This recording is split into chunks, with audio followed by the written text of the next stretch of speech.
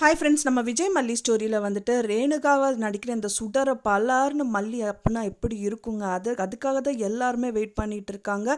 மெயினாக நானும் அதுக்காக தான் வெயிட் பண்ணுறேன் அப்படின்னே சொல்லலாம். ஏன்னா வந்துட்டு கம்மிங் எபிசோடில் வந்துட்டு சுடர் தான் வந்து ரேணுகாவாக நடிச்சிட்டு இருக்காங்க அப்படின்னு தெரிய வந்துச்சுன்னா மல்லி கண்டிப்பாக அரைஞ்சிருவாங்க. ஏன்னா மல்லிக்கு டவுட்டு வந்துருச்சு. ஸோ மல்லியும் நோட் பண்ணிட்டு இருக்காங்க. இத்தனை நாள் வரைக்கும் மனோகர் கண்ணில் மட்டும் சுடரான இந்த ரேணுகாவை நடிக்கிறவங்க எல்லாத்துக்குமே தென்பட்டுட்டு இருந்தாங்க. அவங்களுக்கு டவுட் வர மாதிரி இப்போ மல்லியும் நோட் பண்ண ஆரம்பிச்சிட்டாங்க. மல்லி கண்ணிலேயே வந்துட்டு அழகாக தென்பட்டுட்டாங்க அப்படின்னே சொல்லலாம். அவங்க பண்ணுற வில்லத்தனம் எல்லாமே தெரிஞ்சுட்டு வருது மல்லிக்கு. ஸோ அது மட்டும் இல்லாமல் நேற்று எபிசோடில் வந்து ரேணுகா வந்திருக்காங்க. அவங்களை கொண்டு விட்டதும் வந்து பார்த்திங்கன்னா வேறு ஏதோ ஒரு தேர்ட் பர்சன் தான் கொண்டு வந்து விட்டுருக்காங்க. அவங்க எப்படி வந்தாங்க ஏது அப்படிங்கும்போது சொல்கிறாங்க.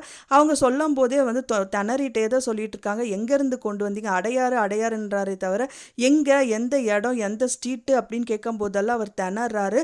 ரேணுகா மூஞ்சியில் ஈயோடலை அப்படின்னே சொல்லலாம். ஸோ இது எல்லாமே வந்து பார்த்திங்கன்னா மல்லி நோட் பண்ணியிருக்காங்க.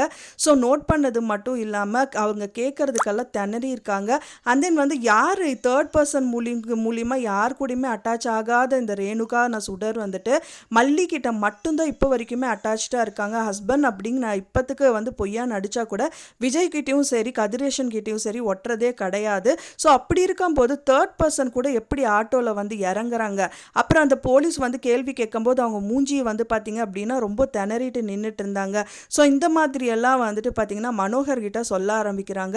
மனோகரும் இதெல்லாமே வந்து காது கொடுத்து கேட்குறாங்க. ஸோ ஃபைனலாக நீ என்னதான் சொல்ல வர மல்லி அப்படிங்கிற மாதிரி கேட்குறாரு. அப்போ தான் மல்லி சொல்கிறாங்க, எனக்கு என்னமோ இது வந்து பார்த்திங்கன்னா ரேணுகாக்கா நடிக்கிறாங்கன்னு நினைக்கிறேன் அண்ணா அப்படிங்கிற மாதிரி சொல்கிறாங்க.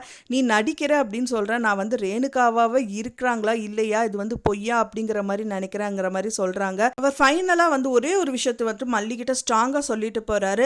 என்ன இருந்தாலும் சரி, இது ரேணுகாவாக இருந்தால் கூட உன்னோட வாழ்க்கையை கொடுக்கறது நான் அட்ஜஸ்ட் பண்ணி போகிறது இது எல்லாமே ஓகே. ஆனால் இது மட்டும் ரேணுகாவாக இல்லை அப்படின்னு நினச்சா உன்னோட லைஃபு கொஸ்டின் மார்க் தான். பார்த்துக்கோ மல்லி, நீ தான் வந்து சூதனமாக இருந்துக்கணும் அப்படிங்கிற மாதிரி சொல்லிட்டு அங்கேருந்து கிளம்பிடுறாங்க. மல்லி அதுக்கப்புறம் அவங்க ரேணுகாவோட நடிக்கிற ஒரு மூவ் வந்துட்டு பார்க்குறாங்க அப்படின்னா எதர்ச்சியாக தான் பார்க்குறாங்க. வாண்டடாக அவங்கள பார்க்கறது கிடையாது. ரூமை திறந்து உள்ளே வராங்க. அப்போ தான் வந்து பார்த்திங்கன்னா ரேணுகா வந்து யாரோ கூட ஃபோனில் பேசிகிட்டு இருக்காங்க. யார் கூடக்கா ஃபோனில் பேசிகிட்டு இருக்கீங்க அப்படிங்கிற மாதிரி கேட்குறாங்க. அதுக்கு முன்னாடியே வந்து பார்த்திங்கன்னா இந்த ரகு கிட்ட பேசிகிட்டு இருக்காங்க. ரகு அந்த பக்கம் இருந்து நீ சேஃபாக தானே இருக்க, போனதுலேருந்து கால் இல்லைங்கிற மாதிரி அவர் கூப்பிடுறாரு. நான் சேஃபு தான் அப்படின்னு சொல்லிட்டு அந்த ஃபோனை கட் பண்ணுறாங்க. ஃபுல்லாகவே தெளிவாக கேட்ட மல்லி வந்து அவங்க கிட்ட யார்கிட்ட பேசிகிட்டு இருக்கீங்க அப்படின்னு கேட்கும்போது என் அம்மா கிட்ட தான் பேசுகிறேன்னு சொல்லி பைத்தியம் மாற நடிக்க ஆரம்பிக்கிறாங்க. நீயும் வேணாலும் கூப்பிடுன்னு சொல்லிட்டு கையில் டயல் பண்ணி கொடுக்குற மாதிரி இந்த மாதிரிலாம் பண்ணும்போது அவங்களுக்கு கிட்டத்தட்ட எல்லாமே வந்து டவுட்டு கிளியர் ஆகிடுது. இது கண்டிப்பாக வந்து வந்து பொய்யான ஒரு ரேணுகா தான் இருக்கணும். ஃபஸ்ட்டு அவங்க பைத்தியம் இல்லைங்கிறது தான் மெயினாக மல்லி வந்து நினைக்கிறாங்க. ரேணுகா இல்லை அப்படிங்கிறது வந்து மனோகரோட எண்ணம். ஸோ இது எல்லாமே ரெண்டுமே ஒன்று தான். அவங்க நினைக்கிறது ஒன்று தான், மனோகர் நினைக்கிறது கரெக்டு தாங்கிற மாதிரி தெரிய வந்துச்சுன்னா கண்டிப்பாக வந்து இவங்க கையும் களுமாக மாட்டுவாங்க. மல்லி கூட கொஞ்சம் பரவாயில்ல. ஆனால் கதிரேஷனோட பாடு பயங்கர வந்து திண்டாட்டம் தான் அப்படின்னே சொல்லலாம். ஏன்னா வந்து அப்போவும் வந்து ரேணுகா வந்துட்டியாமா அப்படின்னு சொல்லி அவங்கள பார்க்கறது, அண்ட் தென் வந்து இவங்க விட்டுட்டு போனவங்க கிட்ட காசு கொடுக்கறது, இந்த மாதிரி விஷயங்கள்லாம் பண்ணுறாங்க. போலீஸ் கூட சொல்கிறாங்க, ஒரு நிமிஷம் வெயிட் பண்ணுங்க சார், கேள்வி மேலே கேள்வி கேட்கும்போது அவங்கள கொண்டு வந்து விட்டவங்களை ஏன் இவ்வளோ கேள்வி கேட்குறீங்க அப்படிங்கிற மாதிரி சொல்லி அவர் அந்த மாதிரி பேசுகிறாரு.